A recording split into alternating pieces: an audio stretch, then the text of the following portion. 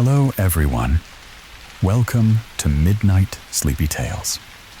Before the story begins, make sure to like the video and subscribe to the channel. Let me know in the comments where you're watching from and what time it is there. Now, get cozy and close your eyes. I don't talk about this night often, and honestly, I never thought I would.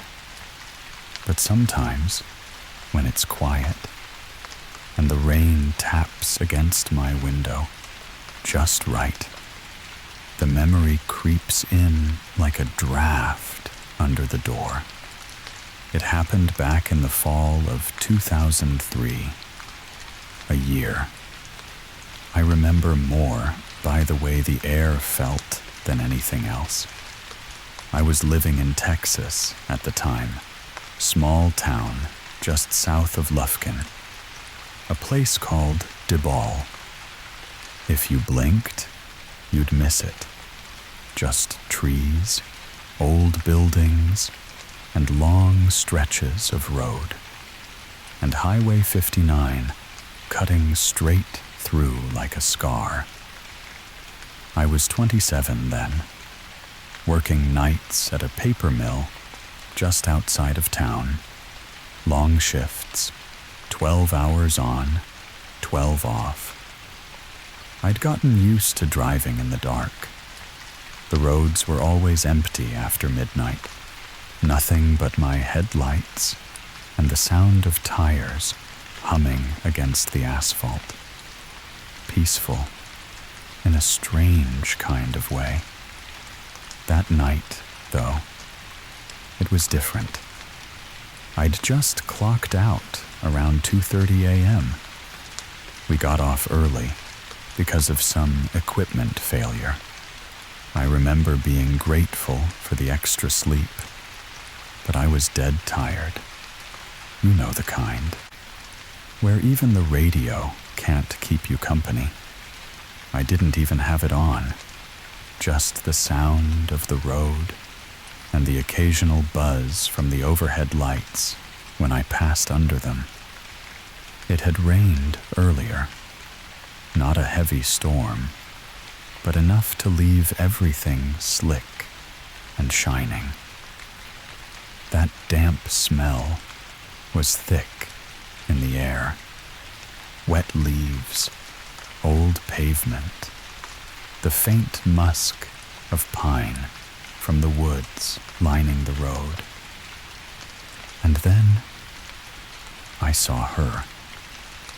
At first, I thought it was an animal, something pale just ahead in the dark. But as I got closer, I realized it was a woman, standing on the shoulder of Highway 59, maybe half a mile past the turnoff to FM 1818. She was wearing white, not bright white, not glowing, or anything like the stories say, just a pale dress, loose, like something you'd see at a summer wedding, or maybe a nightgown. Her hair was dark and long, wet and sticking to her face and shoulders. She wasn't waving me down, wasn't even moving. She was just standing there. Now, I've driven that stretch 1,000 times. I know every dip and bend. And I swear to you, she hadn't been there a second earlier. There's no way I wouldn't have seen her. I slowed down instinctively. I mean, it was late, cold, and she was clearly in trouble. Maybe she'd been in an accident or walked away from something worse. I pulled over a few yards ahead, and put my hazards on. The lights cast this amber glow behind me, flickering across the wet pavement. When I looked in the rearview mirror, she was gone. Just like that. I got out, thinking maybe she'd stumbled into the trees or collapsed. My heart was beating too fast for how tired I was. I grabbed my flashlight from the glove compartment and stepped out into the mist. The air was thick and strangely quiet. "Ma'am?" I called out, voice low, not wanting to startle her. Nothing. I walked back along the shoulder, scanning the ditch and the woods. No movement. No sound. Just the rustle of leaves and the distant drip of water from the branches overhead. I even checked the edge of the tree line, called out again. Still nothing. It was like she'd vanished into thin air. I stood there a minute, listening, really listening. And then I felt it. This pressure, like the air had changed, heavier, like the atmosphere before a storm, but colder. And it felt wrong. Not dangerous, exactly. Just wrong. Like I'd stepped into a room I wasn't supposed to be in. That's when I noticed something else. The smell. It hit me all at once. Faint at first, then sharp. Like old perfume mixed with damp soil.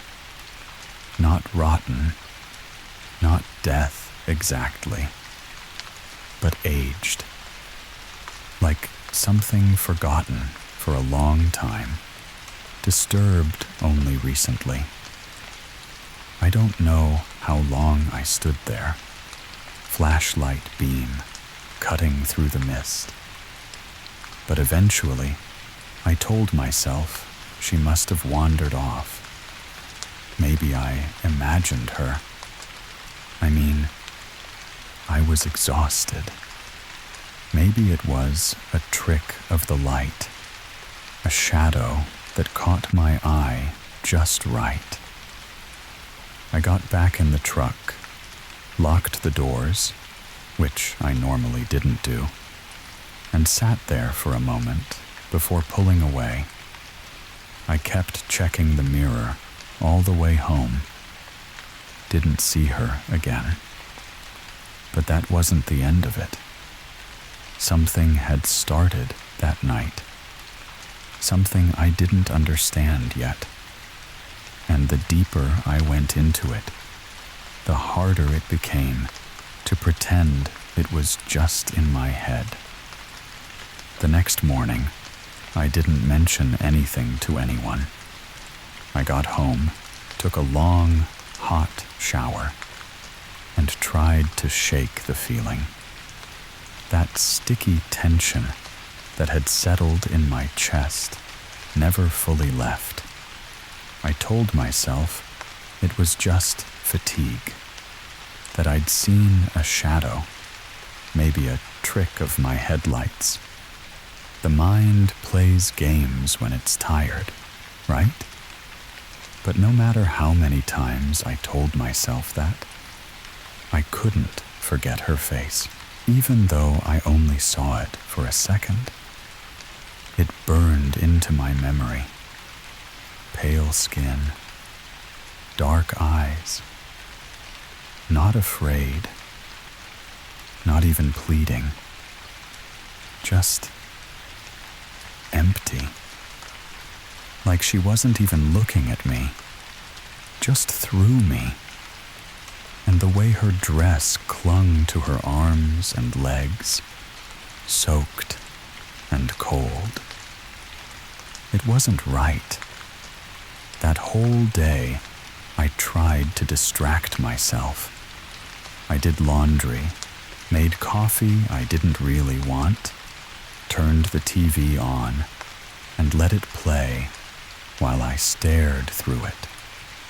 But every time I let my guard down, I'd see her again. Not literally, not in the house, but in my mind. That same moment, her standing by the road, still as death, staring at something only she could see. By the time my next shift rolled around, I was half convinced I'd dreamed it all. So I took a different route to work, added 10 extra minutes, just so I wouldn't have to pass that stretch of Highway 59 again. But on the third night, I forgot. I was running late, and without thinking, I took the usual way. The road was darker than usual, the moon tucked behind thick clouds, and the silence felt heavier than it should have. I glanced at the clock on the dash. 2:37 a.m. That was when the truck lights caught something up ahead. I slammed the brakes before I even registered what I was seeing. It was her. Same woman, same dress, standing in the exact same spot as before. Only this time, she was facing away from the road. I don't know why that scared me more, but it did. There was something so wrong about it. Like she wasn't lost. Like she was waiting for something. I didn't stop this time. I drove past her slowly, trying not to look. But my eyes pulled toward her like a magnet. And as I passed, she turned her head. Not all the way, just slightly, enough to let me know she knew I was there. Her face, it was the same, but not. There was something off, like she'd changed somehow. Her skin looked duller, and her eyes darker, deeper, like the shadows in them had grown. And then, once again, as soon as I looked in the mirror, she was gone, gone like smoke. When I got to work, I was shaken. One of the guys, Ben, noticed and asked if I was feeling all right. I started to lie, just say I hadn't slept well. But something made me pause. You ever seen anything weird on 59? I asked. He looked at me, quiet for a second. Weird? How? I shrugged. I don't know. Like people. At night. He hesitated. Then he said, "You saw her, didn't you?" The blood drained from my face. I didn't even have to explain. He knew. Ben nodded slowly and leaned back against the break room table, his voice quieter now. "You're not the first." That's when he told me, "There's a story folks in town whisper sometimes. Old one. About a woman in white who's been seen along Highway 59, going back decades. Some say she was killed by a drunk driver in the 70s. Others say she jumped from a car trying to escape something worse. Nobody knows her name, but they say she appears to people late at night, always alone, always just off the road, and always vanishes before anyone can help. Ben said his uncle saw her once, back in '89, claimed she looked right at him too, and a week later, he wrecked his car on that same stretch.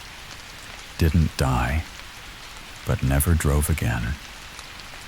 I tried to laugh it off. I really did. Told him he was full of it. But he didn't smile. Don't look in her eyes if you see her again, he said.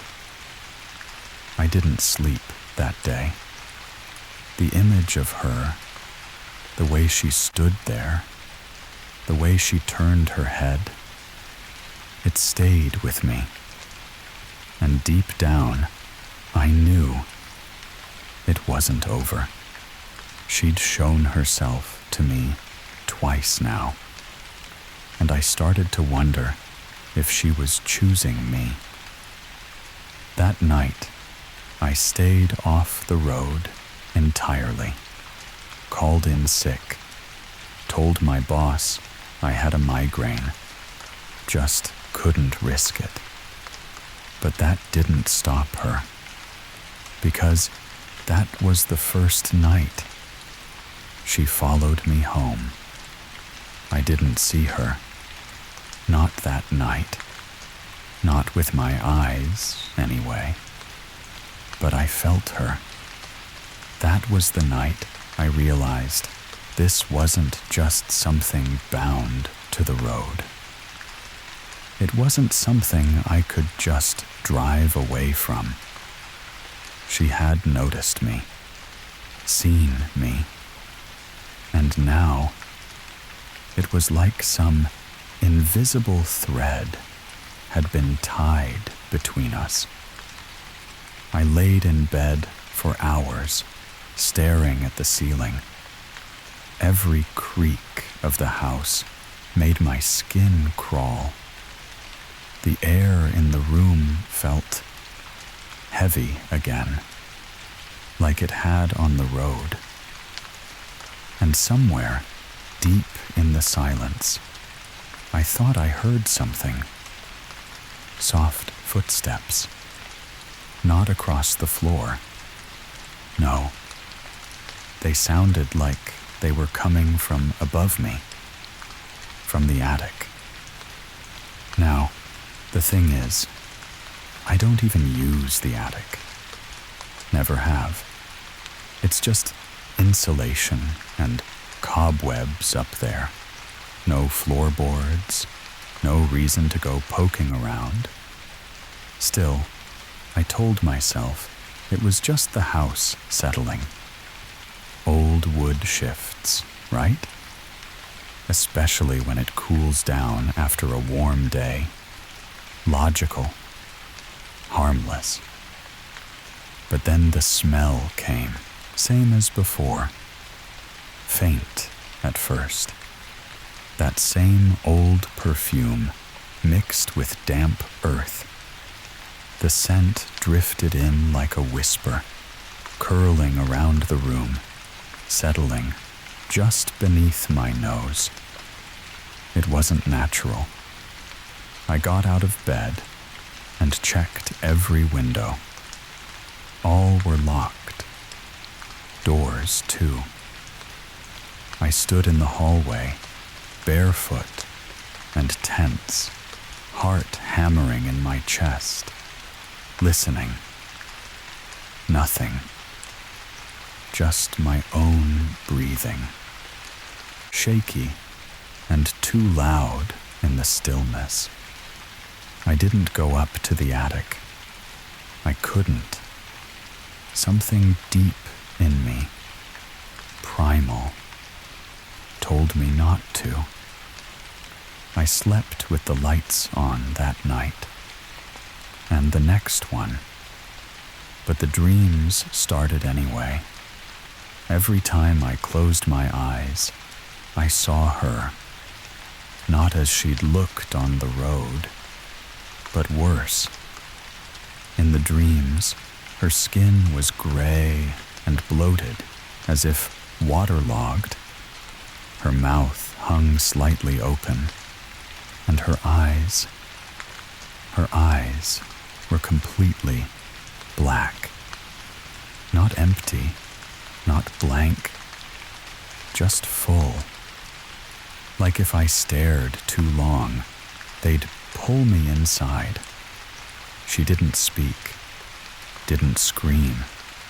She just stared. And every time I tried to move, I couldn't. I was rooted in place, as if the dream itself was holding me down. Her dress would flutter, as if there were wind, though I never felt it. And slowly, always slowly, she would start to walk toward me, one step at a time, closer and closer. I'd always wake up just before she reached me, gasping, cold sweat, sheets soaked through, the room always quiet, but never peaceful. I started leaving the TV on at night, just a soft glow and the hum of late-night infomercials. It helped, a little, pushed the dreams back into the corners of my mind. But she was still there, waiting. And then came the third time I saw her. It was a Friday, October 17th. I remember because the local football game had just ended. The town always buzzed after those. Kids in Letterman jackets, parents honking in the parking lot, slow traffic winding back toward the neighborhoods. I'd stayed late at work, finishing reports, waiting for the roads to clear. Around midnight, I got back in my truck and started the drive home. I hadn't seen her in days, but the thought of Highway 59 still made my stomach knot. So I went the long way again, or tried to. See, there's this back road that cuts around the worst part of 59. It's narrow, but quiet. Trees lean in from both sides, like they're listening. I'd taken it plenty of times, but that night, there was a detour sign. Construction, apparently. Flashing orange lights, cones blocking the turn. So I had no choice. Back to 59. I tried to keep calm, told myself I was stronger now, that she couldn't hurt me, that she wasn't real, just some shared hallucination, a ghost story the locals kept alive with rumor and fear. But deep down, I knew better. When I hit that same stretch near FM 1818, everything felt wrong again. The air, heavier. The smell, stronger. And the lights on my dashboard flickered. Not off, just dimmed for a second, like something passed through them. And there she was. Not on the shoulder this time. She was in the road, right in the middle of my lane, standing still, that soaked white dress clinging to her body, hair draped over her face. I swerved hard. Truck tires screamed, and I nearly hit the ditch. I stopped sideways on the gravel, heart in my throat, hands trembling on the wheel.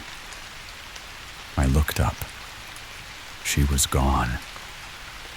I opened the door, stepped out slowly, scanning the darkness with my flashlight. My boots crunched against the wet gravel, and for a second, I thought I saw movement near the tree line, a flicker of white, and then nothing. But here's the thing that made my blood run cold. I walked to the spot where I thought she had stood, and on the road were wet footprints, bare, small, leading from the center of the lane to my truck. But they didn't stop at the door. They went around to the passenger side, and that door was unlocked. I hadn't touched it. I know I hadn't. I opened it slowly, and the scent hit me like a wave, stronger than ever. That perfume, that dirt, that age. But no one was there. The seat was dry, undisturbed. And yet, I couldn't shake the feeling that she had been there, sitting, watching, waiting. After that night, I stopped sleeping altogether. I'd drift off for a few minutes at a time, then jolt awake, heart pounding, drenched in sweat, the smell of damp earth still lingering in my nose. I tried everything: melatonin, sleep music, leaving the lights on. Nothing worked, because it wasn't about sleep anymore. She was there, all the time now, not always visible, but her presence, her energy, it was like static, always humming just under the surface of everything. And the house, it changed. At first, it was little things, lights flickering, doors creaking open on their own. I tried to blame the old wiring, or the draft that always ran under the hallway floorboards. But then came the whispering. Late at night, around 3 a.m., always the same time. I'd hear it, not full words, just the sound of a woman's voice, low, broken, like someone trying to speak through water. It came from different parts of the house, once from the living room, once from the bathroom mirror, and once directly behind my bedroom door. I remember standing there, hand hovering over the doorknob, frozen. I didn't want to open it, didn't want to see what was on the other side. But I had to know. I swung the door open fast, heart racing, blood thundering in my ears. But the hallway was empty. Still, cold, darker than it should have been. I started leaving salt lines around the house, I don't know why. Maybe something I read online or heard in a movie. It made me feel better, even if only for a moment. Desperate people do strange things. I even called a local pastor, told him I'd been having nightmares. I didn't say it was a ghost. I wasn't ready to say that out loud yet. But I asked if he could bless the house. He came by that afternoon, walked the rooms, murmured quiet prayers, sprinkled holy water in each corner. When he got to the attic door, he stopped, didn't say anything, just looked up at it for a long time. His mouth pressed into a tight line. "Something happened here," he said finally. "Something unfinished." I asked what he meant, but he just shook his head and told me to stay in prayer. That darkness sometimes lingers where grief was never resolved. And as he drove off, I realized something I hadn't before. The attic latch. It was unhooked. I hadn't touched it, hadn't even looked at it since the footsteps that first night. But now, the latch dangled loose, like someone had opened it, or wanted me to. I didn't sleep that night. I sat on the couch, clutching a baseball bat, like that was going to help, staring at the hallway. At 3:07 a.m., the power went out. Everything plunged into darkness. And in that silence, I heard it again. Drip, drip, drip. Like water falling onto wood. I followed the sound. It was coming from the attic. I stood beneath the hatch, the ceiling faintly visible in the glow of my phone's flashlight. I didn't want to go up. Every nerve in my body screamed, "Don't." But something else, something deeper, pushed me. I got the stepladder, climbed slowly. The air up there was colder, wet, the kind of cold that clings to your skin. I lifted the hatch and shined the light inside. Cobwebs, insulation, nothing out of the ordinary. But then I saw it.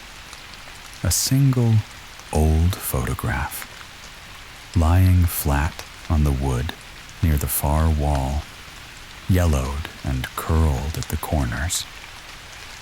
I reached for it, heart pounding. It was a black and white image. A woman. She was standing beside a car. Looked like something from the 1950s. Her hair long, dress white, her face half turned away. But something about her felt familiar. It was her. Even though the photo was faded, even though I'd never truly seen her face clearly on the road, I knew it was her. I searched the attic for anything else. There was nothing, just dust, wood, and that overwhelming smell of mildew and rot. I took the photo downstairs, hands shaking. And as I set it on the kitchen table, something scratched across the glass window behind me. Slow, deliberate, like fingernails dragged against the surface. I turned, but the porch was empty. Just the wind, or so I told myself. I started researching that weekend. I needed answers, anything to explain who she was, what had happened to her. That stretch of Highway 59 had a dark history. Accidents, disappearances. One article mentioned an incident from 1962. A woman went missing on her way home from church. Last seen wearing a white dress. Her car abandoned near FM 1818. Her name was Margaret Elkins. She was never found. The case went cold. Her family left town a few years later. But there were rumors. Strange sightings. Locals claimed she'd been seen walking the road in the rain. Always in white. Always alone. And the photograph matched one of the images archived in the article. Same pose, same car, same haunting stare. So now I knew her name. But knowing didn't help. If anything, it made it worse. Because now that I knew who she was, she came to me more often. That night, as I lay in bed, eyes heavy but unwilling to close, I felt it again. That weight, the presence, and then a sound I will never forget. The soft creak of my bedroom door opening on its own. I didn't move. Couldn't, really. The door had opened so slowly, so quietly, that for a moment I thought maybe I'd imagined it. But the cool draft that followed, that unmistakable current of air, told me otherwise. It brushed across my skin, raised goosebumps down both arms, and settled deep in my chest like frost. I stayed absolutely still, not full words, just the sound of a woman's voice, low, broken, like someone trying to speak through water. It came from different parts of the house, once from the living room, once from the bathroom mirror, and once directly behind my bedroom door. I remember standing there, hand hovering over the doorknob, frozen. I didn't want to open it, didn't want to see what was on the other side. But I had to know. I swung the door open fast, heart racing, blood thundering in my ears. But the hallway was empty. Still, cold, darker than it should have been. I started leaving salt lines around the house. I don't know why. Maybe something I read online or heard in a movie. It made me feel better, even if only for a moment. Desperate people do strange things. I even called a local pastor, told him I'd been having nightmares. I didn't say it was a ghost. I wasn't ready to say that out loud yet. But I asked if he could bless the house. He came by that afternoon, walked the rooms, murmured quiet prayers, sprinkled holy water in each corner, When he got to the attic door, he stopped, didn't say anything, just looked up at it for a long time. His mouth pressed into a tight line. "Something happened here," he said finally. "Something unfinished." I asked what he meant, but he just shook his head and told me to stay in prayer. That darkness sometimes lingers where grief was never resolved. And as he drove off, I realized something I hadn't before. The attic latch. It was unhooked. I hadn't touched it, hadn't even looked at it since the footsteps that first night. But now, the latch dangled loose, like someone had opened it, or wanted me to. I didn't sleep that night. I sat on the couch, clutching a baseball bat, like that was going to help, staring at the hallway. At 3:07 a.m., the power went out. Everything plunged into darkness. And in that silence, I heard it again. Drip, drip, drip. Like water falling onto wood. I followed the sound. It was coming from the attic. I stood beneath the hatch, the ceiling faintly visible in the glow of my phone's flashlight. I didn't want to go up. Every nerve in my body screamed, "Don't." But something else, something deeper, pushed me. I got the stepladder, climbed slowly.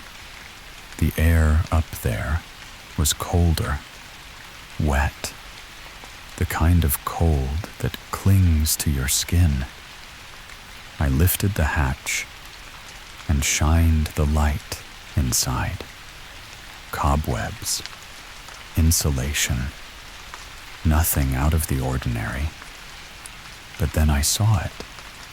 A single old photograph, lying flat on the wood near the far wall, yellowed and curled at the corners. I reached for it, heart pounding.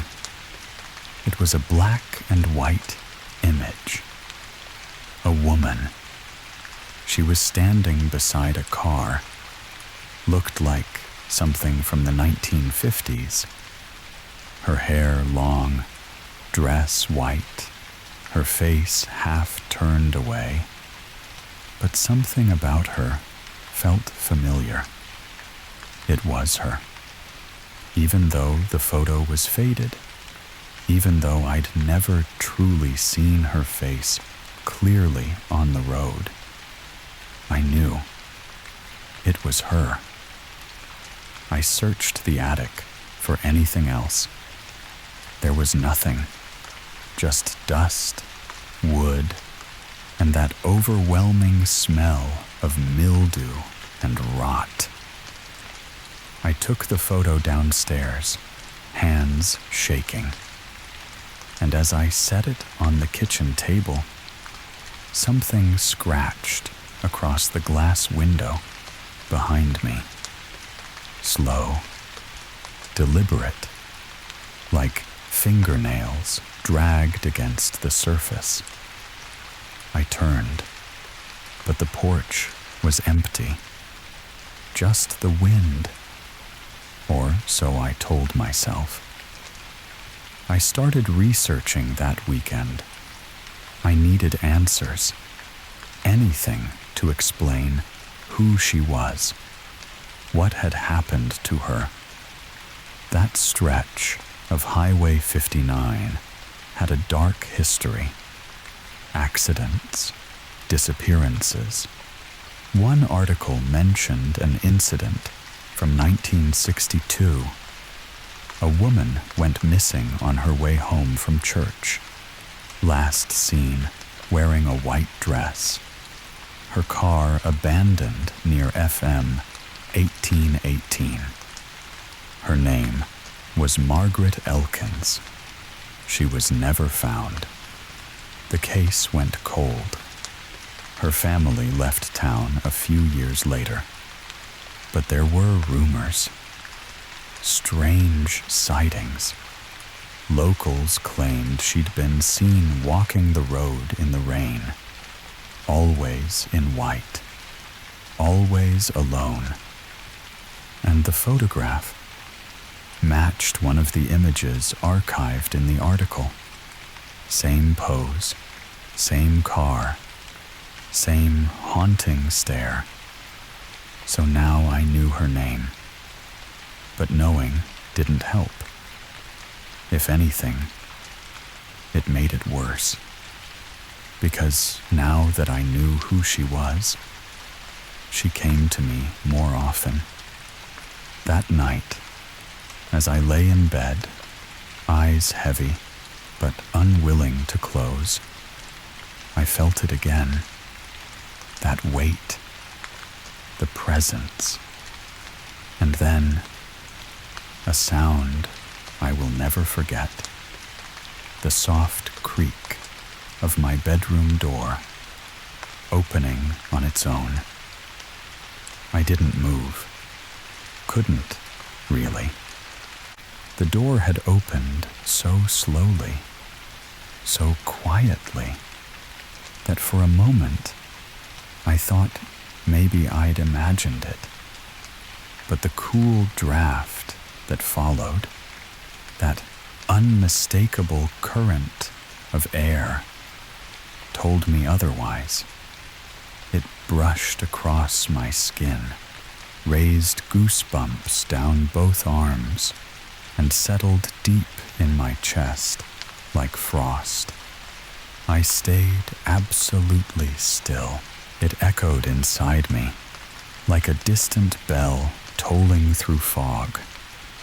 I left the cemetery feeling both hollow and strangely calm, like a weight had lifted, but a deeper mystery had settled in its place. I spent the next few days digging deeper. Old newspaper archives, police reports, and local library microfiche. What I found was heartbreaking. Margaret Elkins was a small town girl, born and raised near Highway 59. She worked as a school teacher and was beloved by everyone who knew her. But one rainy October night in 1962, she never made it home. The story said she left the church late, walking to her car. No one knew why she'd gone on foot that night. Her car was found abandoned the next morning, but there was no sign of Margaret. Search parties scoured the woods and the roadside. Nothing. She just vanished. And rumors began. Some said she'd run away. Others whispered of something more sinister, a dark presence along that stretch of highway. A ghost woman in white, doomed to walk forever. I didn't believe in ghosts. At least, I didn't want to. But the more I read, the more I felt the story wasn't over.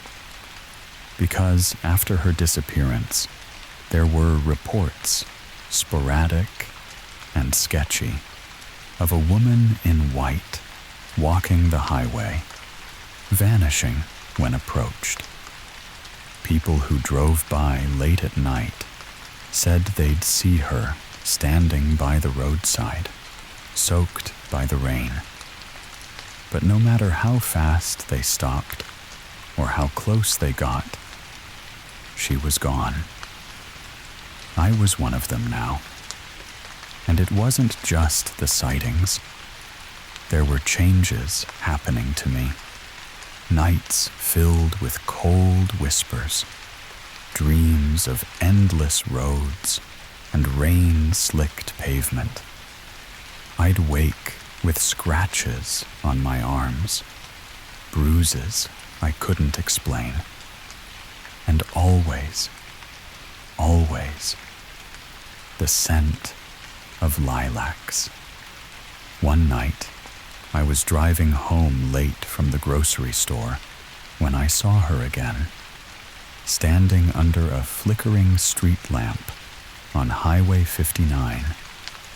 She looked different this time, clearer, more human.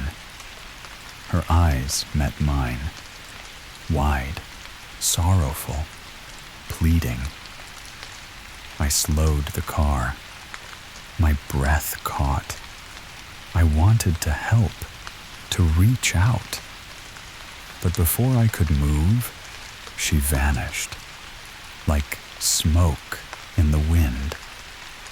And the headlights caught something else, a pair of muddy footprints leading off the shoulder and into the dark woods.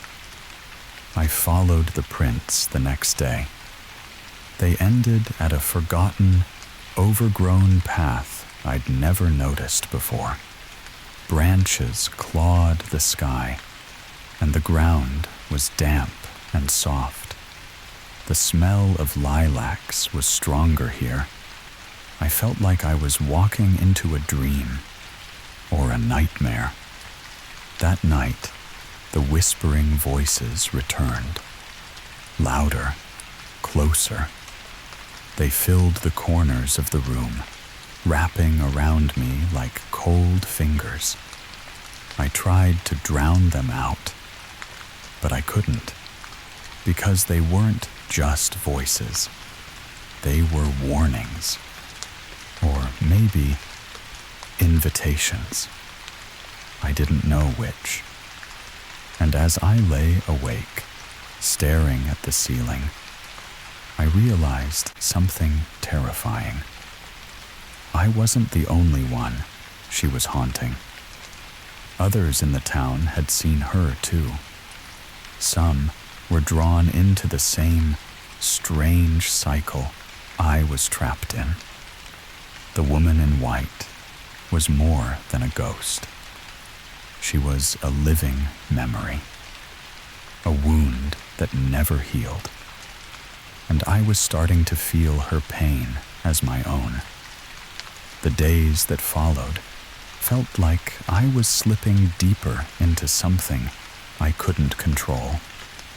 I started avoiding the highway altogether, took longer routes, even if they added an hour to my drive. But no matter where I went, the feeling of being watched followed me. One evening, I was at a friend's house, trying to distract myself with conversation and laughter. But my mind kept drifting back to Margaret, to that stretch of road, to the woman in white. I told my friend about the sightings, the photo, the whispers. She listened quietly, then looked at me with something like sadness in her eyes. "I've heard stories too," she said softly, "about the woman on Highway 59. She told me about her grandmother, who had lived in town for decades. Her grandmother always warned never to stop for the woman in white, said she was trapped between worlds, a soul lost to grief and pain, and anyone who tried to help her would be pulled in too. I wanted to believe it was just a story, a warning passed down through generations to keep people safe. But that night, when I left my friend's house, I saw her again, standing at the edge of the highway, the rain falling around her like a shroud. I stopped the car this time. The engine idled. I watched her, waiting, hoping she'd say something. But all she did was raise a pale hand and point down the road. I swallowed hard. Then I followed. The road stretched out in front of me, slick and shining in the rain. I drove slowly, eyes scanning every shadow. Suddenly, the headlights caught movement. There she was, standing in the middle of the road, her white dress glowing faintly, her eyes locked on mine. I slammed the brakes. The car skidded, tires screeching on wet pavement. When I looked again, she was gone. Only the faint scent of lilacs lingered. I sat there for a long time, heart pounding. Finally, I turned the car around, and as I drove back, I saw something I'll never forget. On the side of the road, etched into the dirt, were footprints. Not just any footprints, the footprints of high heels leading into the woods. I knew I had to follow them, even though every instinct screamed not to, because somewhere inside me, I felt she was waiting, and that if I didn't go to her, she might never rest. I parked the car at the edge of the woods, the rain still falling steadily, tapping a soft rhythm on the roof. The forest was dark and silent, except for the occasional rustle of leaves and the distant call of a night bird. I took a deep breath, the damp air filling my lungs, and stepped out. The ground beneath my feet was soft, soaked by days of rain, and the smell of wet earth mixed with that haunting lilac scent. I followed the footprints carefully, my heart pounding louder with every step. The path twisted and turned, winding deeper into the trees. The shadows seemed to move, shifting just beyond my vision. I felt like I was being watched. Closer now. I stopped. The footprints ended. No sign of her. Just a cold, empty clearing. The rain slowed to a drizzle. I was about to turn back when I heard it. A soft whisper. So faint, I almost thought it was the wind. But then it came again. "Help me." The voice was thin, desperate. I looked around, trying to locate it. It seemed to come from the center of the clearing. I stepped forward. My foot hit something soft. I knelt down. A small, weathered box, half buried in the mud. I opened it carefully. Inside was a collection of old letters, yellowed and brittle.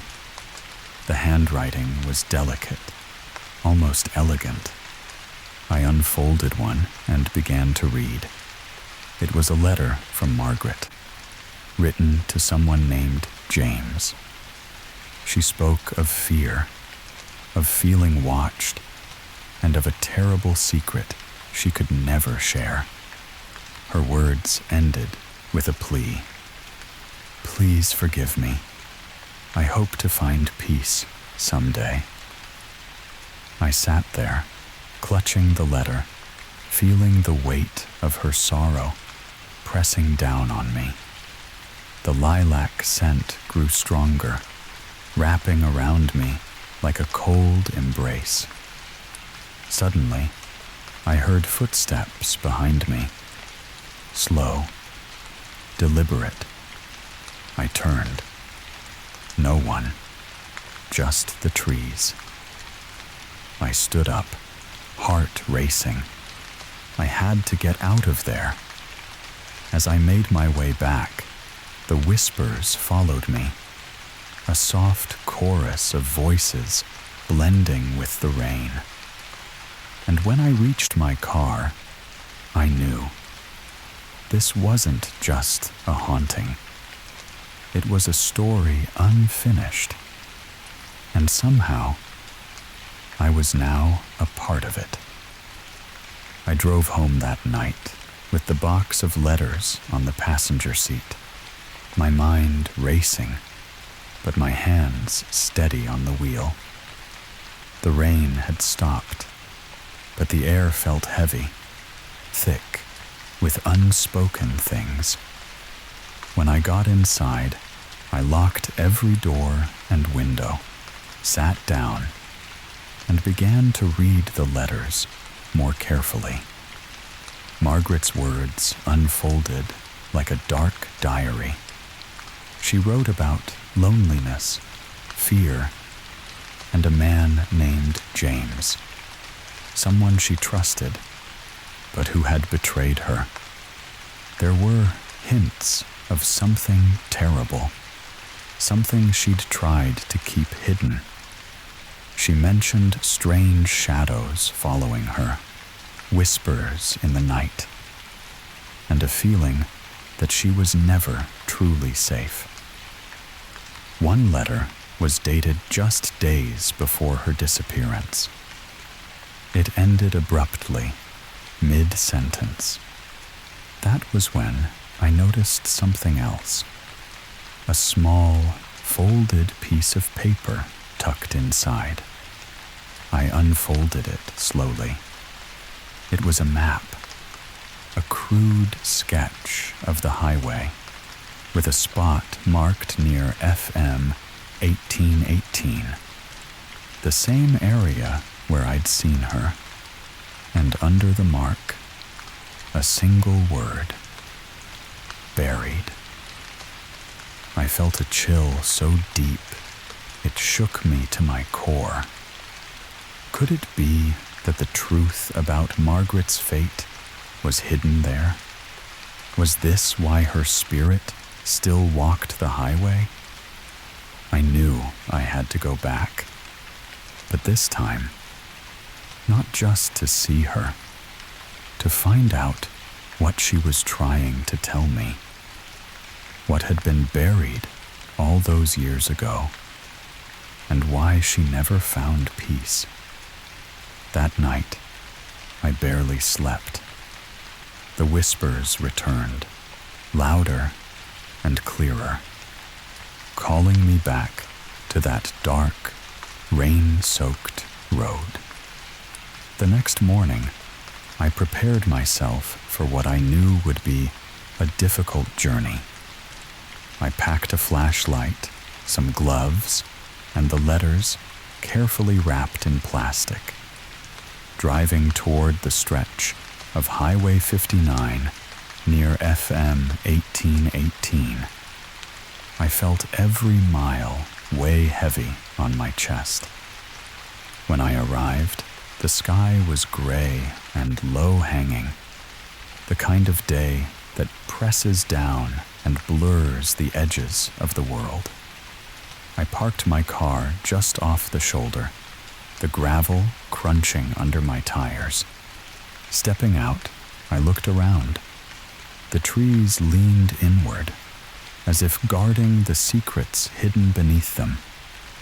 I unfolded Margaret's map again, tracing the spot marked buried. It was near an old, forgotten clearing, overgrown with thorny bushes and tangled roots. The ground was soft and damp. I knelt down and started digging. At first, it was just earth and roots. Then, my fingers touched something hard. A small wooden box, weathered and cracked. I pulled it free. My heart pounded. Inside the box were several small items: a locket, a folded note, and a ring tarnished with age. The note was fragile. I unfolded it gently. It was from Margaret. A final message. She wrote about fear, betrayal, and heartbreak. She spoke of James, the man who had promised to love her, but instead betrayed her trust in the darkest way. She begged for forgiveness and hoped her soul could find peace if her story was told. Suddenly, the air grew cold. I felt a presence behind me. I turned slowly. The woman in white was there, not floating, not disappearing, but standing, watching. Her eyes were full of sadness and relief. She whispered, "Thank you." And then, just like that, she was gone. The air warmed. The sky brightened. I knew. Somehow, I had helped her finally rest. But even as I left that clearing, the memory of her haunting stayed with me. Because some stories never truly end. It was a rainy night, the kind of night where the world outside seemed to dissolve into the sound of falling water. Steady, rhythmic, calming. Yet, within the walls of the hospital, that same rain seemed to amplify the silence. A silence that carried weight, as though it was hiding something.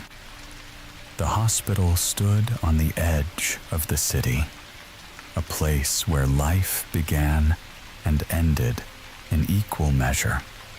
Its corridors, usually bustling with activity during the day, transformed into something else entirely at night. The fluorescent lights hummed softly, casting long shadows that seemed to stretch and shift with every passing moment.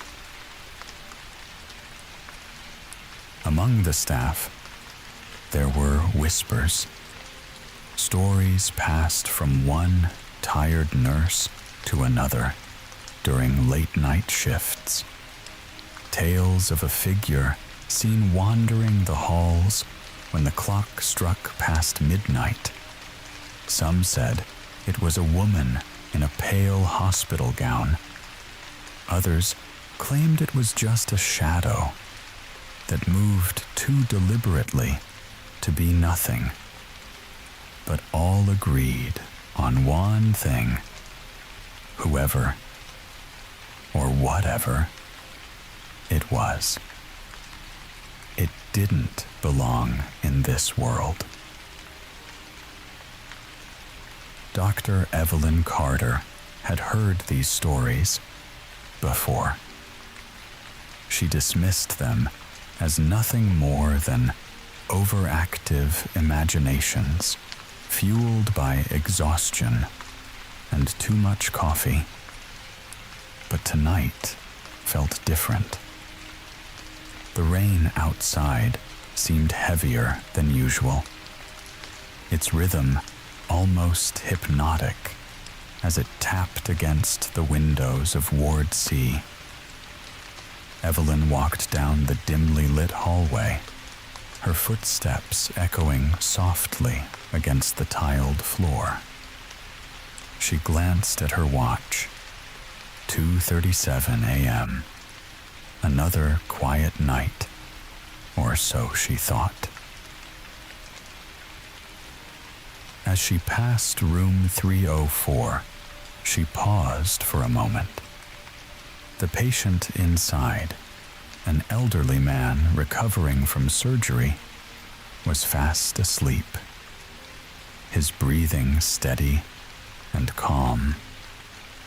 Evelyn smiled faintly and turned to continue her rounds. That's when she saw it. At the far end of the hallway stood a figure, motionless, shrouded in shadows that seemed darker than they should have been. Evelyn froze in place, her heart skipping a beat as she tried to make sense of what she was seeing. Was it a nurse? A patient? Someone who had wandered out of their room? She squinted, trying to make out more details, but the figure remained still. "Hello?" Evelyn called out softly, her voice barely rising above the sound of rain tapping against the windows. No response. She took a cautious step forward, her pulse quickening with every move she made toward the figure.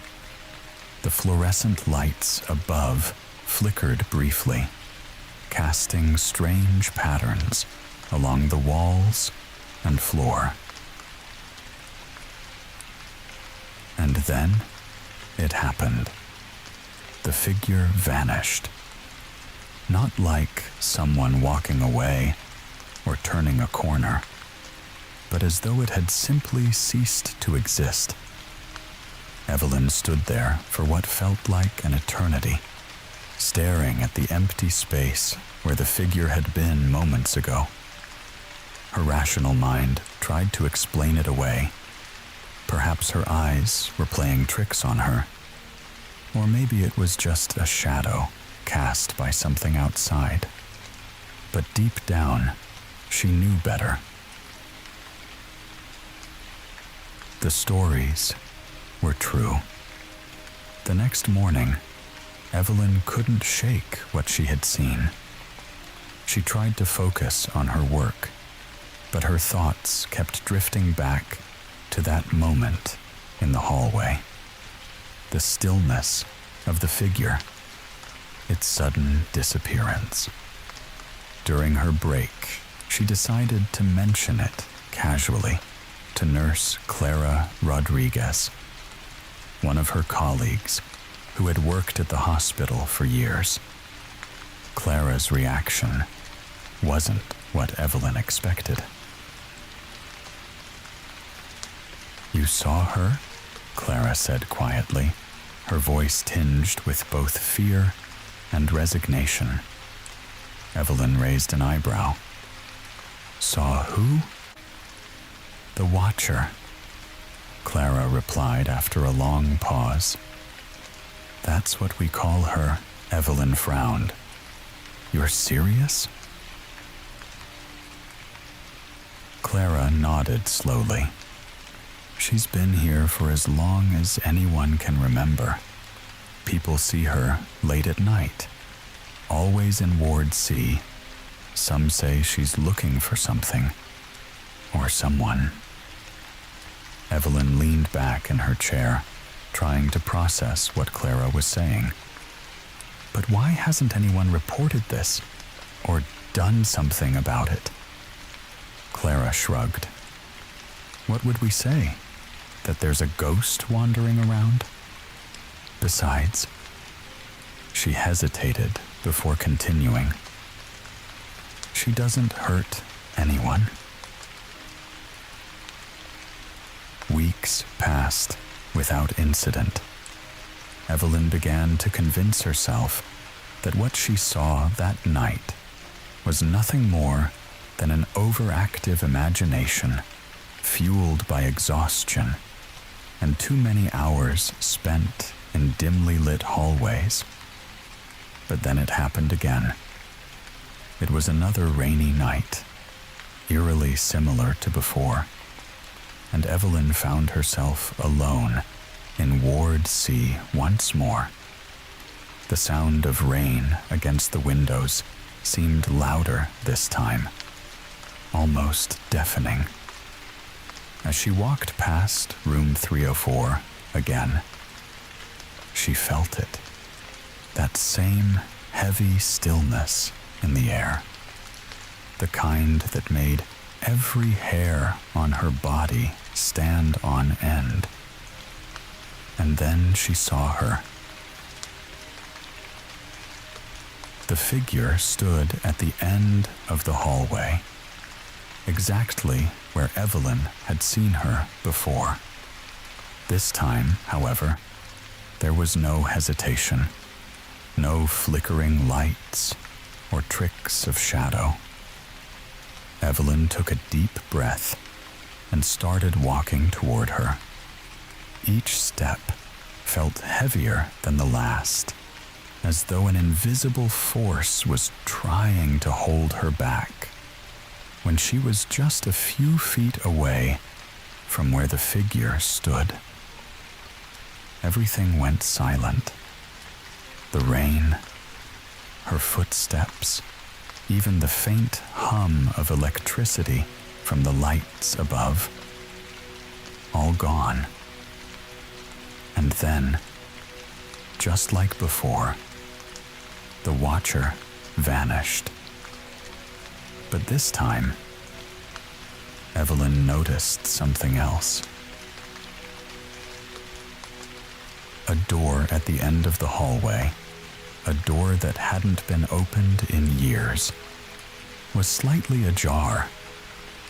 The door stood slightly ajar, its edges worn and splintered from years of neglect. The faintest sliver of darkness spilled out from the gap, as though whatever lay beyond it had been waiting for someone to notice. Evelyn hesitated, her breath catching in her throat as she stared at the door. It was an old storage room, one she had passed countless times during her rounds, but never thought twice about. The rain outside continued its steady rhythm, a soft backdrop to the silence that now filled the hallway. Evelyn's heart pounded in her chest as she reached out, her fingers brushing against the cold metal handle.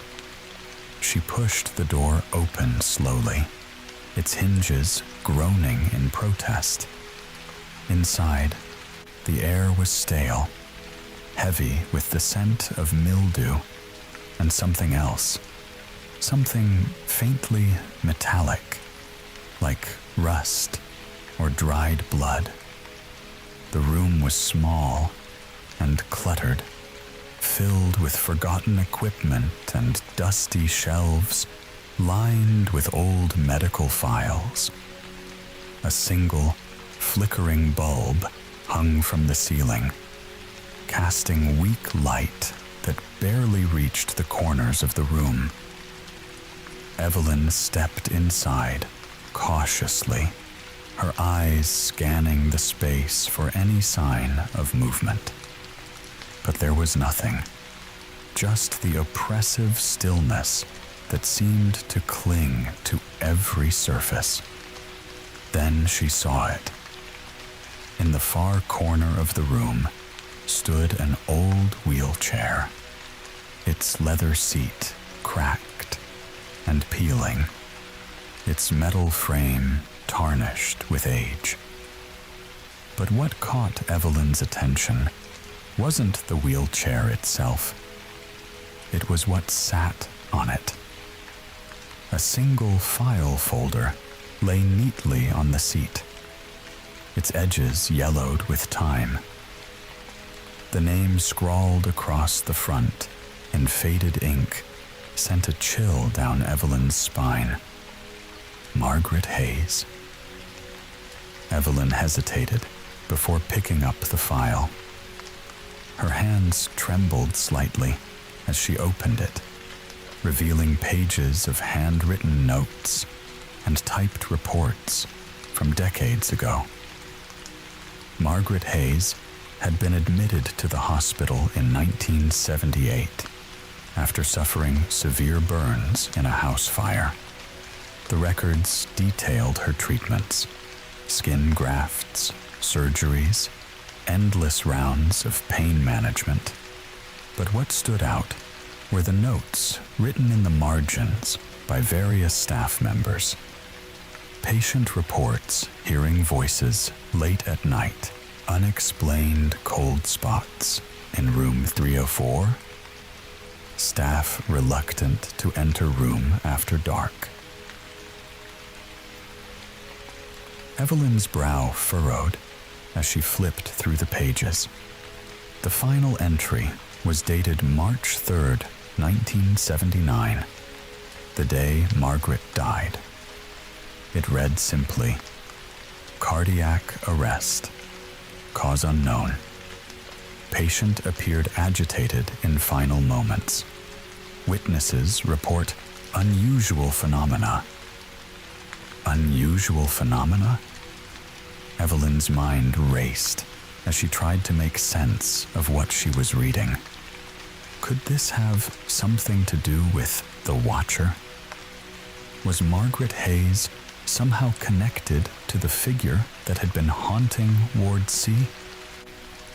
As she pondered these questions, a sudden chill swept through the room, causing her to shiver despite herself. The flickering bulb above her dimmed momentarily before returning to its weak glow. And then she heard it. A faint whisper. It was so soft that at first she thought it might be her imagination, or perhaps just the sound of rain outside. But as she strained to listen, it grew louder. "Help me." The voice was fragile and distant, like it was coming from somewhere far away. Evelyn turned quickly, her eyes darting around the room for any sign of movement. But there was nothing there. "Who's there?" she called out, her voice trembling slightly, despite her attempt to sound confident. The whisper came again, this time clearer and more insistent. "Help me." Evelyn's pulse quickened as she realized the voice wasn't coming from somewhere in the room. It was coming from inside her head. She clutched at her temples instinctively, trying to block out the sound, but it persisted. "Help me." Evelyn stumbled back into the hallway, gasping for air, as if she had just surfaced from underwater. The rain outside seemed louder now, pounding against the windows like a warning drumbeat. She leaned against the wall for support, her mind racing with thoughts she couldn't fully grasp. Who or what was Margaret Hayes? And why was Evelyn hearing her voice now? She knew she couldn't ignore this any longer. Whatever was happening in Ward C wasn't just a ghost story passed around by tired staff members. It was real, and it wanted something from her. The next day, Evelyn returned to work, determined to find answers. She spent hours combing through old hospital records and archives, piecing together fragments of Margaret Hayes's life. what she discovered only deepened the mystery. Margaret had been a young woman when she was admitted, just 27 years old. She had no immediate family listed on her records and no visitors during her stay. Her case notes described her as quiet but cooperative, though several nurses reported that she often stared at them without speaking for long periods of time. But what stood out most were reports filed by staff members who worked night shifts during Margaret's stay. They described strange occurrences, lights flickering without explanation, doors opening and closing on their own, an overwhelming sense of being watched whenever they entered room 304. One nurse even claimed that Margaret spoke to someone who wasn't there during her final days. When asked who she was talking to, Margaret reportedly smiled faintly and said, "They're waiting for me." That night, Evelyn found herself back in Ward C once more. The rain outside fell heavier than ever before. Its relentless rhythm seemed almost synchronized with Evelyn's heartbeat as she walked toward room 304. This time, she wasn't afraid. She opened the door slowly and stepped inside. The room was empty except for a single hospital bed pushed against one wall. The air felt colder here than anywhere else in Ward C, so cold that Evelyn could see her breath misting in front of her. She stood there for a moment in silence, waiting, listening, and then, just as before, the watcher appeared. She stood at the foot of the bed this time. Her pale gown seemed almost translucent under the dim light filtering through the window. Her face remained obscured by shadows, but this time, Evelyn could feel something emanating from her. Sadness, regret, loneliness.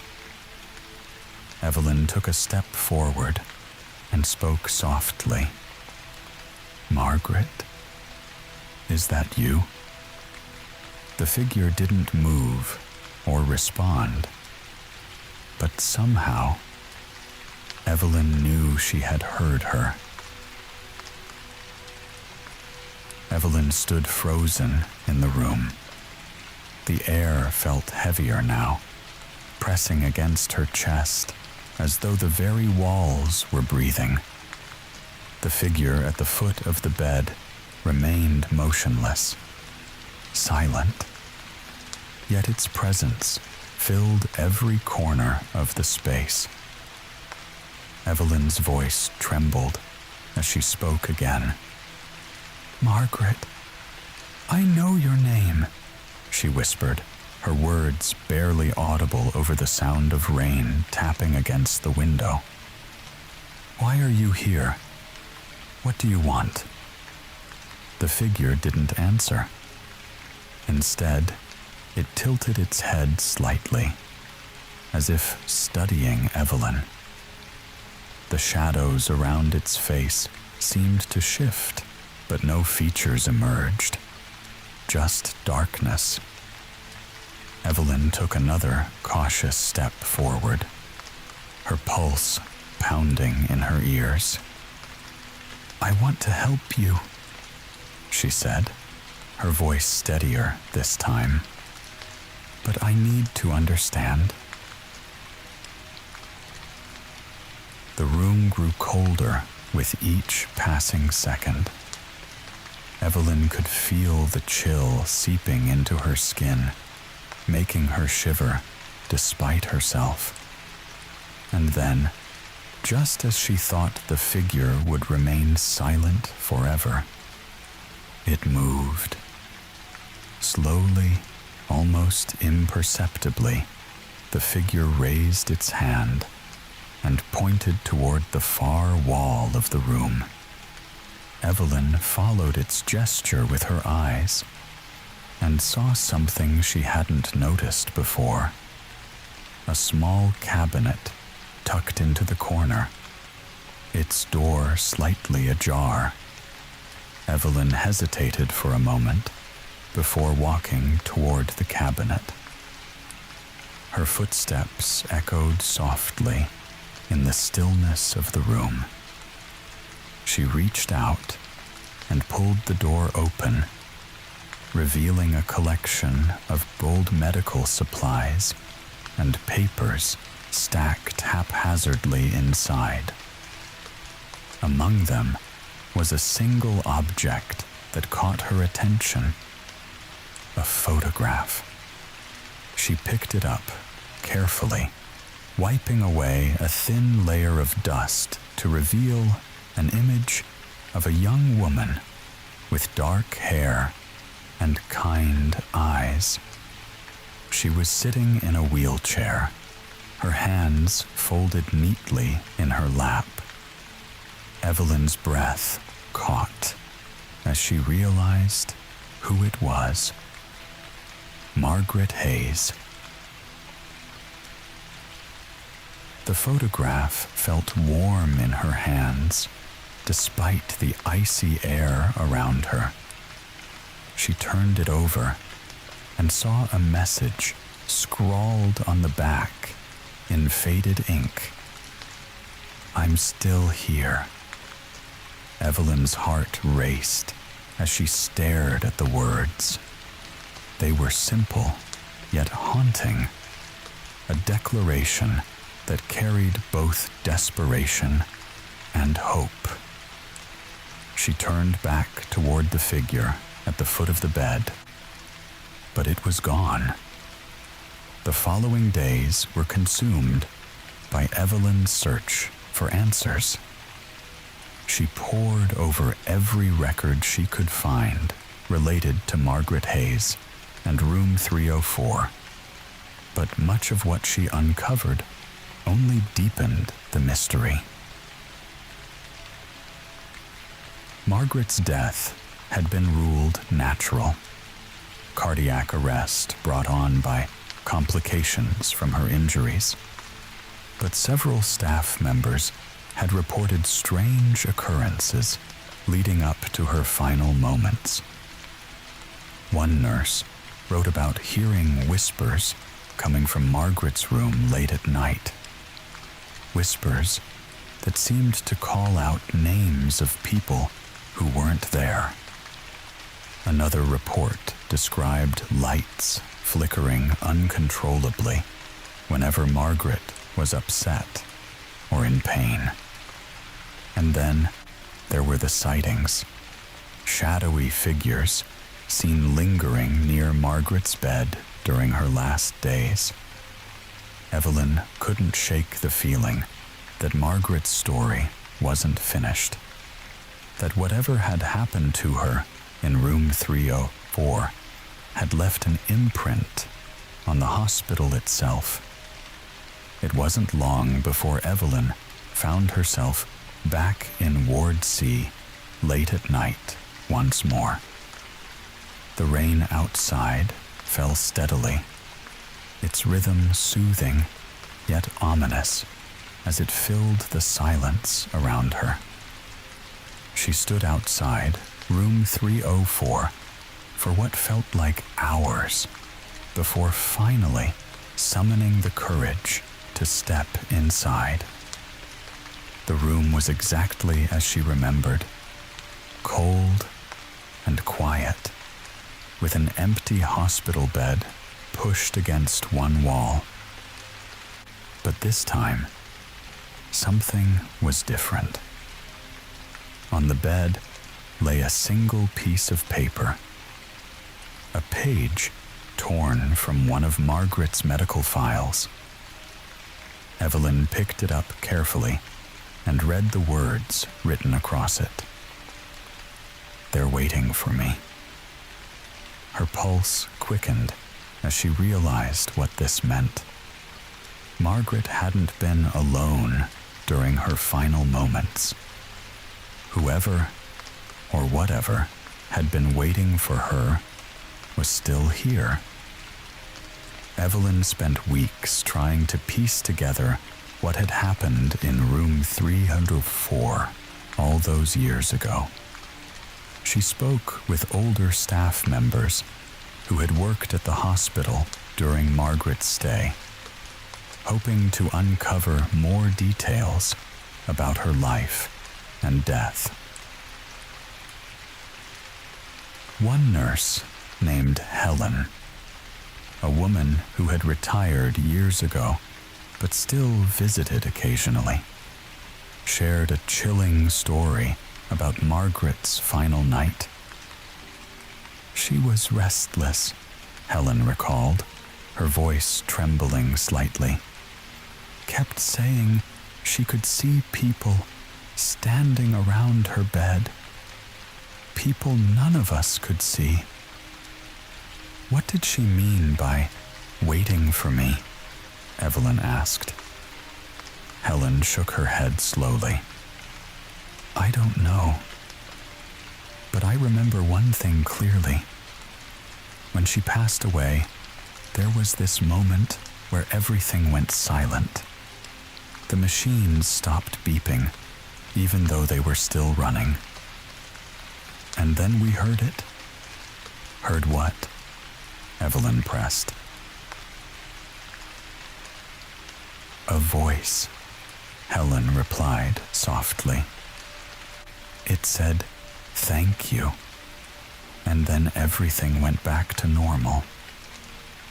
Evelyn couldn't explain why this story resonated so deeply with her, why she felt compelled to keep searching for answers about Margaret Hayes and the Watcher who haunted Ward C. But she knew one thing for certain. The hospital held secrets that refused to stay buried.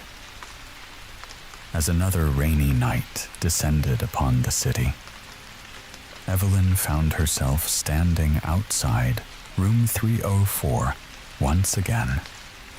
The sound of rain against the windows seemed louder than ever before, a steady rhythm that mirrored her racing heartbeat.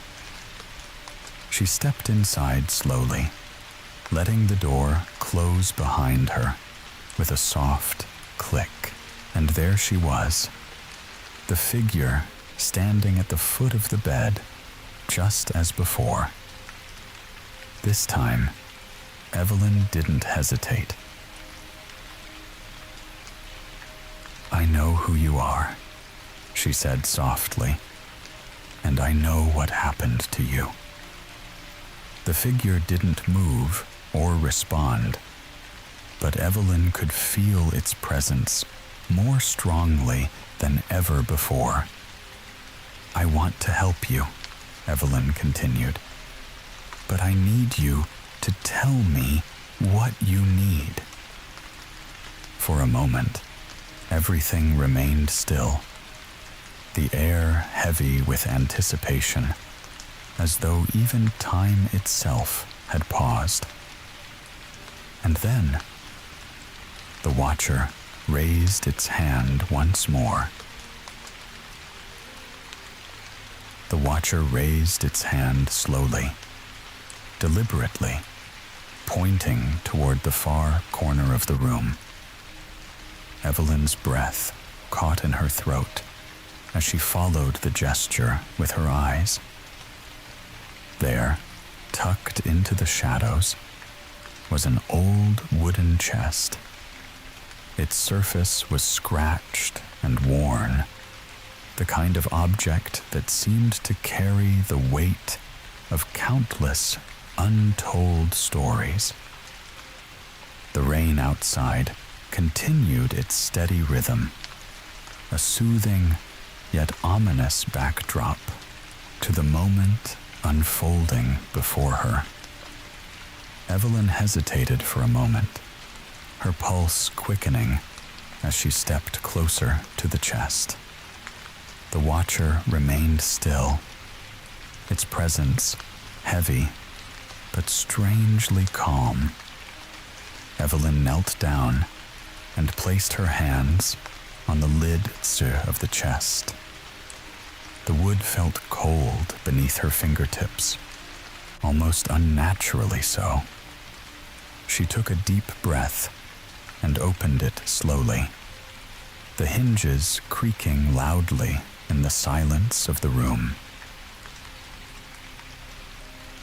Inside were items that seemed frozen in time.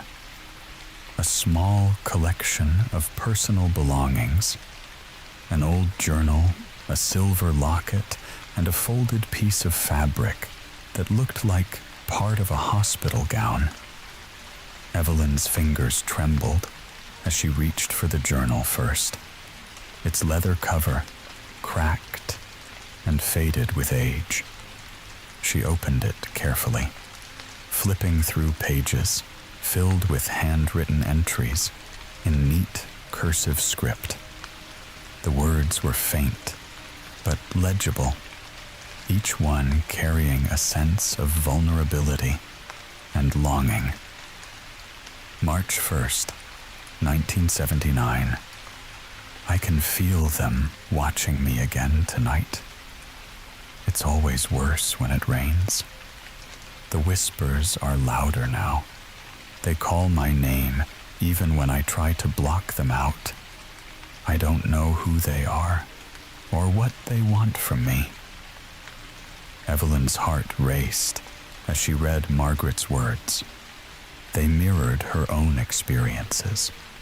The whispers, the feeling of being watched. She flipped to another entry. March 2nd, 1979.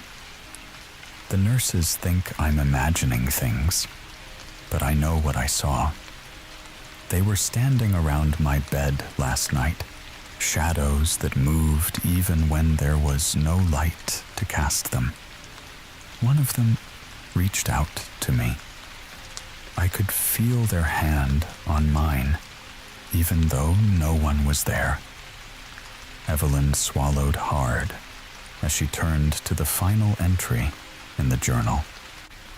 March 3rd, 1979. I don't think I have much time left. They're waiting for me. I can feel it in every breath I take. But I'm not afraid anymore. Maybe they're here to take me somewhere better. Evelyn closed the journal slowly, her hands trembling as she placed it back in the chest. She reached for the silver locket next, opening it to reveal a photograph inside. A picture of Margaret, smiling faintly beside an older woman who appeared to be her mother. The sight of Margaret's face, alive and full of quiet strength, sent a wave of emotion through Evelyn. She felt an inexplicable connection to this woman she had never met, but whose story had become intertwined with her own.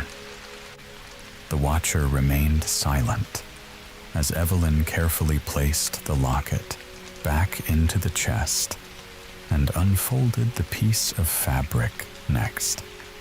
It was indeed part of a hospital gown, the same pale material that the watcher herself seemed to wear. As Evelyn held it in her hands, she felt a sudden rush of cold air sweep through the room, so strong that it made her gasp aloud. The lights flickered briefly before returning to their dim glow. And then she heard it again, a whisper. "Thank you." The voice was soft, yet clear, fragile, but filled with gratitude. Evelyn turned quickly toward the watcher, but this time something had changed. The figure seemed less shadowy now, its edges softer and more defined. Evelyn could almost make out features beneath the veil of darkness that had always obscured its face.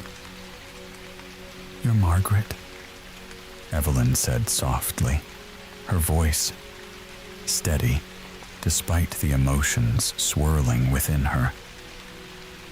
"You've been waiting for someone to find you."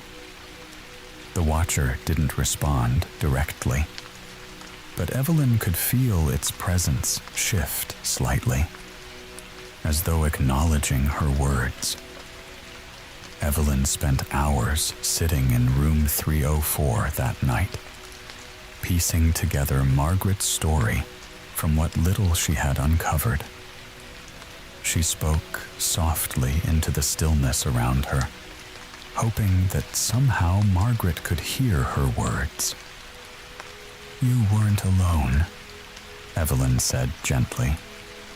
"Whatever happened to you, it wasn't your fault." The room remained silent, except for the sound of rain outside. But Evelyn felt an overwhelming sense of calm wash over her as she spoke.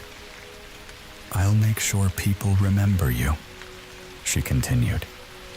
"You deserve peace." When morning came, Evelyn left room 304 feeling lighter than she had in weeks, as though some invisible weight had been lifted from her shoulders. She knew Margaret's story wasn't finished yet, but she also knew that whatever answers lay ahead would come in time. As she walked down the hallway toward her office, she glanced back at room 304 one last time, and for just a moment, she thought she saw Margaret standing there at the window. But this time, Margaret wasn't watching with sadness or longing. She was smiling.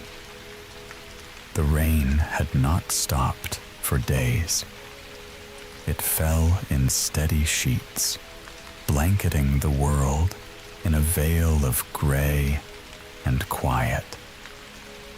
Evelyn sat at her desk, staring at the journal she had retrieved from the chest in room 304. The entries haunted her, each word carrying the weight of Margaret's final days. The whispers, the shadows, the feeling of being watched. It all seemed to point to something beyond explanation, something that lingered within the hospital walls. Evelyn couldn't shake the feeling that Margaret's story wasn't over. That smile she had seen, brief and ethereal, felt less like an ending and more like an invitation. There was more to uncover, and Evelyn was determined to find it. The next night, Evelyn returned toward sea. The rain outside was relentless, its rhythm now familiar to her, a constant companion in her search for answers.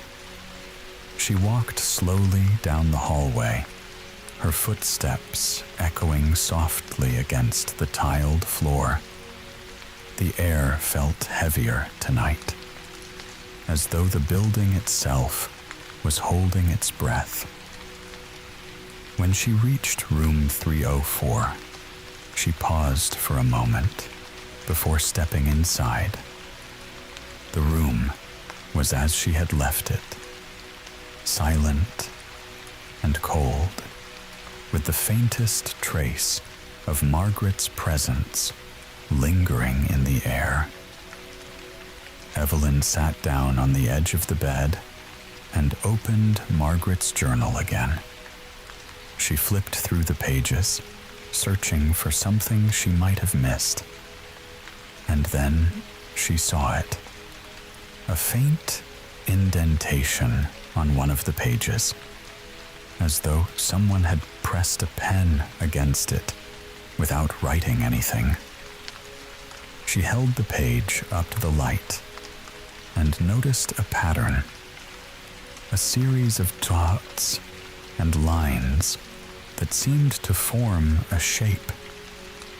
Evelyn grabbed a piece of paper from her bag and traced over it carefully until the image became clear. It was a map. The map appeared to show part of the hospital, an area Evelyn didn't recognize at first glance. She studied it closely, tracing her finger along its lines until she realized where it led. The basement. Evelyn's pulse quickened as she stared at the map. The basement was rarely used anymore, a sprawling network of storage rooms and old equipment that had been abandoned years ago. Staff avoided it whenever possible, claiming it was too dark and damp to be worth navigating. But now, Evelyn understood why Margaret had drawn it. Whatever had happened to her, whatever had caused her to linger in room 304, it started down there. Evelyn made her way to the basement later that night, her flashlight cutting through the darkness as she descended the narrow staircase. The air grew colder with each step she took, carrying with it a faint metallic scent that made her stomach churn. When she reached the bottom, she paused for a moment to gather herself before stepping into the corridor ahead. The walls were lined with peeling paint and rusted pipes that dripped water onto the floor below. The sound of rain above seemed distant now, muted by layers of concrete and steel. Evelyn followed the map carefully, turning down one corridor after another until she reached a door marked Storage Room B. She pushed it open slowly, her flashlight illuminating rows of shelves filled with boxes and equipment covered in dust. At first glance, there was nothing unusual about the room. But then Evelyn noticed something strange near one of the shelves. A wheelchair. It was identical to the one she had seen in room 304. The same cracked leather seat and tarnished metal frame. But this one had something resting on its seat. A small envelope sealed with wax. Evelyn picked up the envelope carefully, breaking the seal to reveal a single sheet of paper inside. The handwriting was neat, but shaky, as though written by someone in great distress. They're here. I can feel them watching me. I don't think I'll make it out alive. If anyone finds this, please remember me. My name is Margaret Hayes. Evelyn's breath caught as she read Margaret's words. Her hands trembled slightly as she folded the paper and placed it back into the envelope. she felt an overwhelming sense of sadness wash over her. Margaret had known she wouldn't survive whatever had happened here.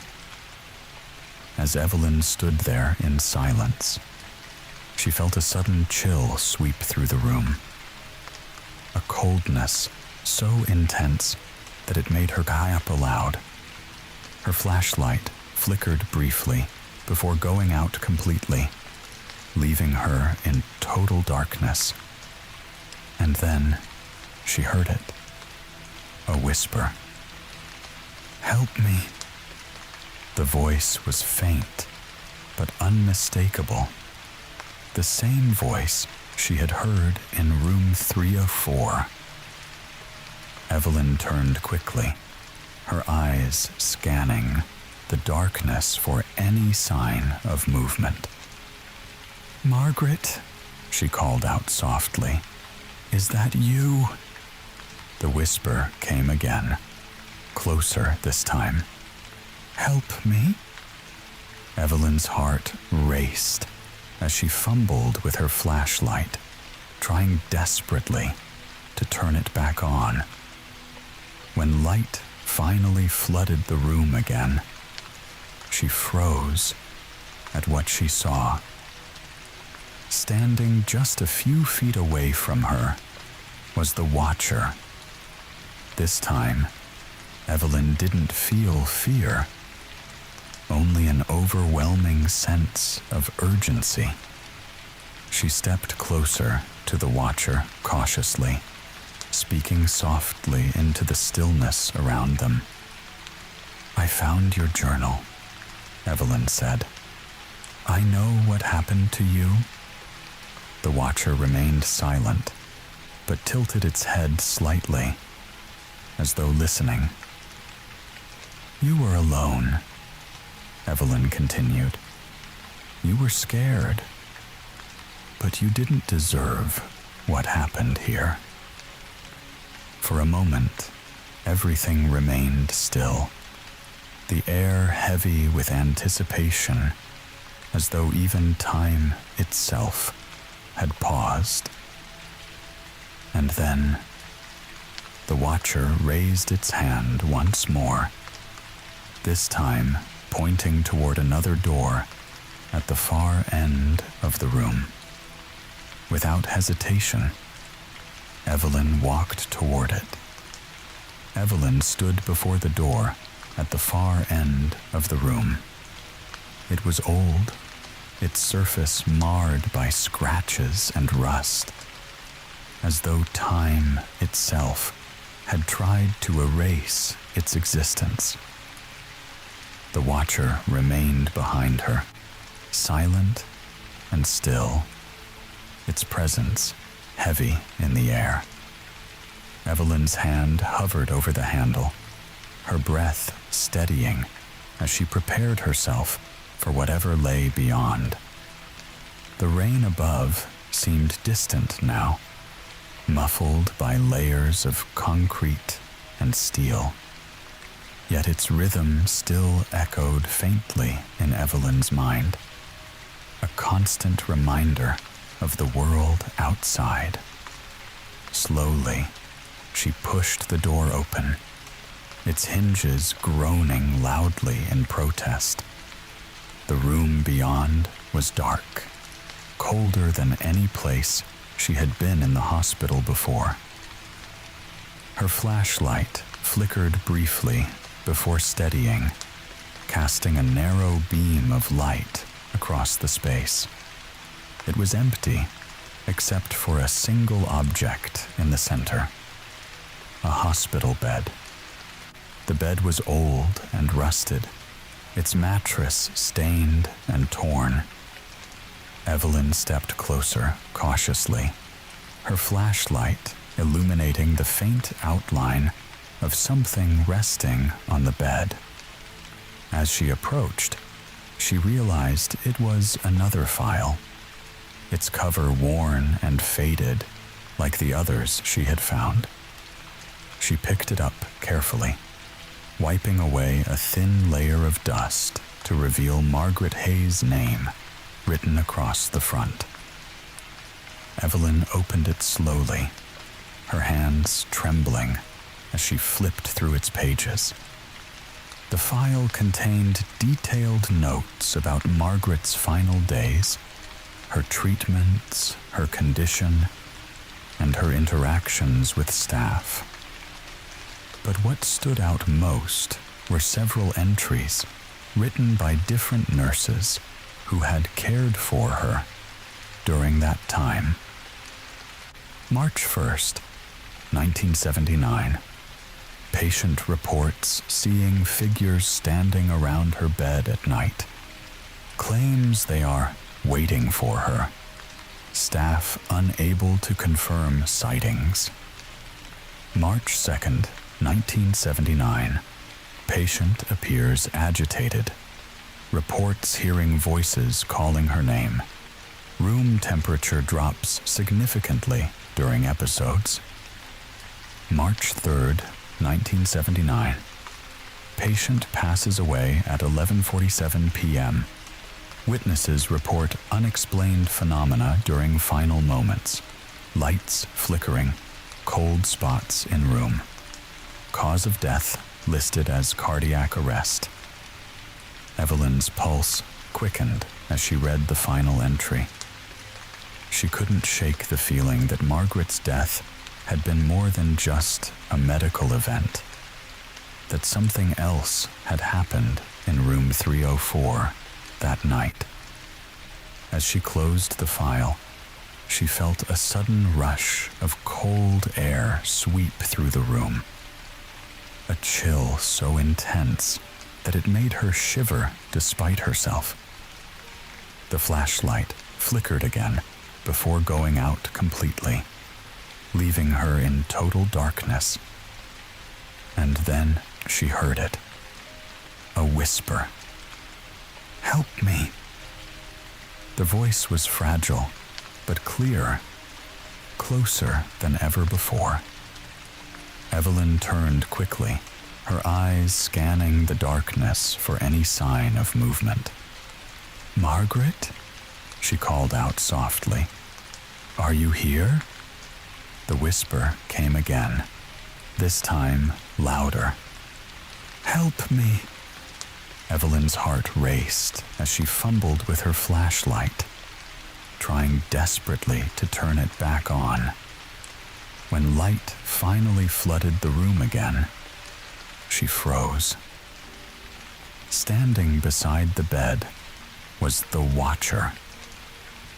This time, Evelyn felt no fear, only an overwhelming sense of sadness.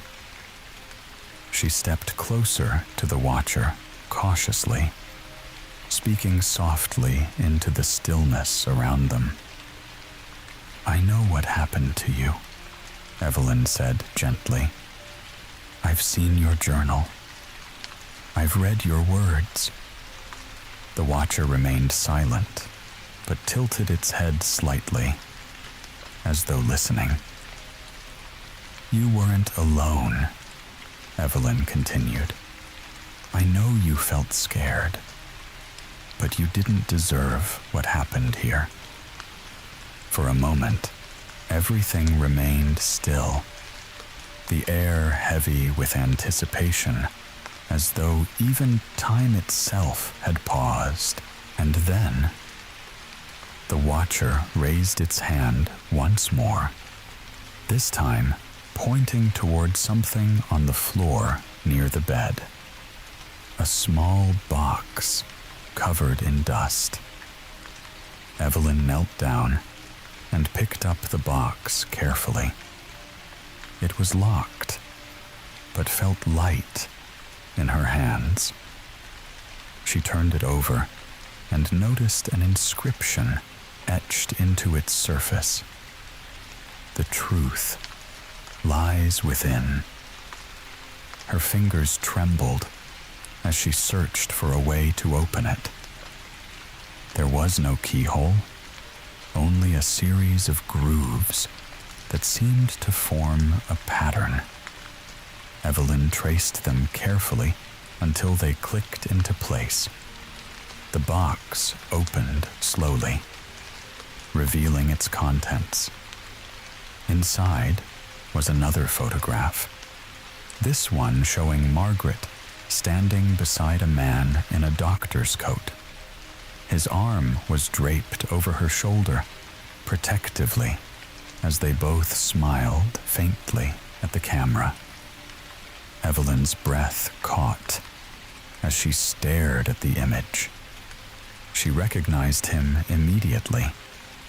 It was Dr. Jonathan Reed, a name she had seen mentioned briefly in Margaret's file. But there was something else inside the box. A letter folded neatly beneath the photograph. Evelyn unfolded it carefully and began to read. To whoever finds this, my name is Margaret Hayes. I don't know how much time I have left, but I need someone to know what happened to me. Dr. Reed promised he would save me, but he lied. He said he would make me better, but instead, he took everything from me. If you're reading this, please remember me.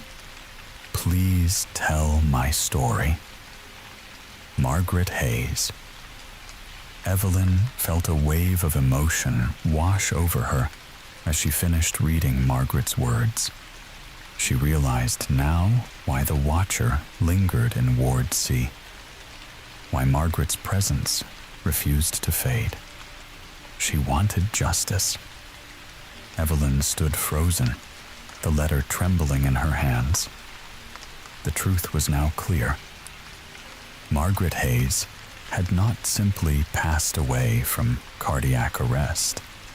She had been betrayed, hurt by someone she trusted. Dr. Jonathan Reed, the man in the photograph, had promised to save her.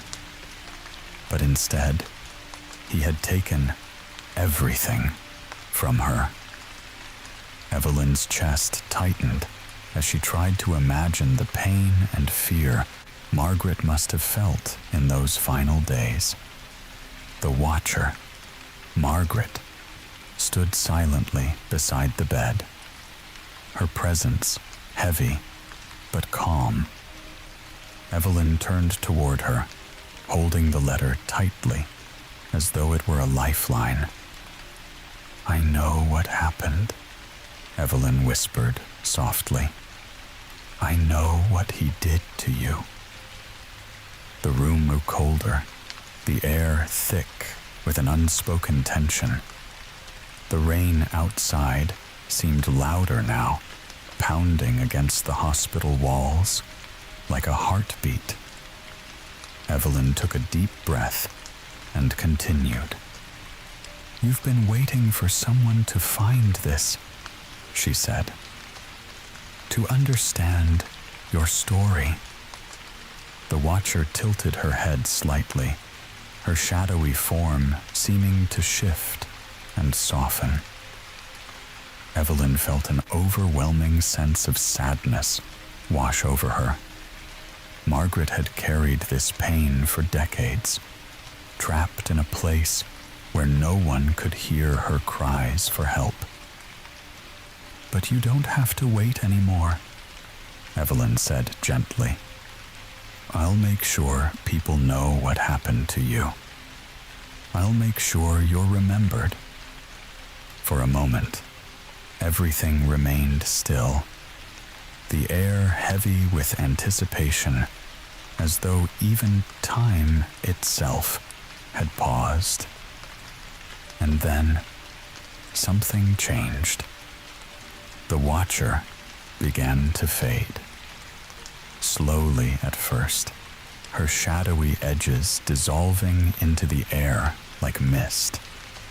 Evelyn's breath caught as she watched Margaret's form grow lighter and more transparent with each passing second.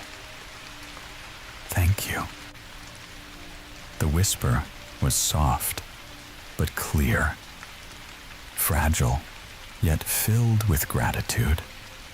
It echoed through the room like a gentle breeze before fading completely. And then she was gone. Evelyn stood alone in the room, the weight of Margaret's presence replaced by an overwhelming sense of peace. The rain outside seemed softer now, its rhythm steady and calming as it filled the silence around her. She looked down at the letter and photograph in her hands, feeling a renewed sense of purpose. Margaret's story was no longer just a ghost story whispered among staff. It was real, and it deserved to be told. Evelyn spent the next few weeks gathering everything she could about Margaret Hayes and Dr. Jonathan Reed. She uncovered records of experimental treatments conducted by Dr. Reed during his time at the hospital, procedures that were later deemed unethical and dangerous. Margaret had been one of his patients, a victim of his ambition and disregard for human life. With every piece of evidence she found, Evelyn felt closer to Margaret, as though she were guiding her from beyond, ensuring her story would finally be heard. Months later, Evelyn stood before a small memorial plaque installed in Ward C, a tribute to Margaret Hayes and all those who had suffered within the hospital's walls. The plaque bore Margaret's name, along with the words, "Remembered, respected, at peace." Evelyn placed a single white rose beneath the plaque and smiled faintly as she stepped back. The rain outside fell steadily once more, its rhythm soothing and familiar. As she turned to leave Ward C for the final time, Evelyn glanced back at room 304 one last time, and for just a moment, she thought she saw Margaret standing there at the window. But this time, there was no sadness in her eyes, only peace.